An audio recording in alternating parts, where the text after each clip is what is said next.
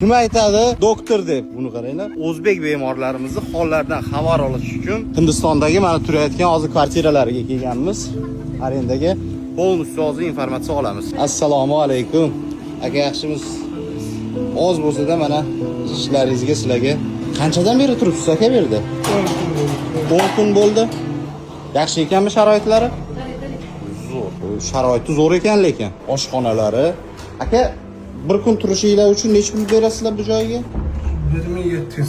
1700 o'zini puliga bo'lsa 20 dollar atrofida bo'ladi. Yana qancha berda bo'lasizlar? Hindistonning meditsinasi haqida qanaqa fikringiz? Hali davolash nima ketyapti darajon?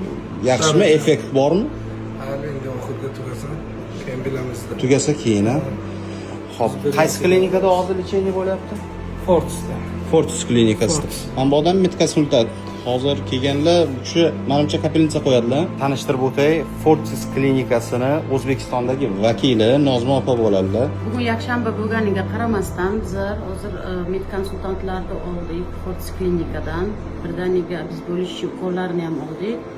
Hamda bemorimizni holidan xabar olgani keldik. O'zimiz ximiyadan noxush holatlar sezildi. Qanaqa kasal opamiz? Onkologiya 4-stadiya. Voy, 4-stadiya. Noto'g'ri muolaja orqali ikkita ko'kraklari va bachadondan ayrilib, metastazi o'pkaga berilgan degan fikr bilan lecheniya boshlagan. Lecheniya определенный diagnoz tufayli bizlar bu yerga kelib, позвоночник bilan miyaga onkologiya tarqalganini bilib oldik. PET skan orqali. Tushunarli. Alloh shifo bersin aka. Birinchisidan ayolingizni videoga olmayman, ayol kishi. Tanishganimdan xursandman. Sabrli bo'ling.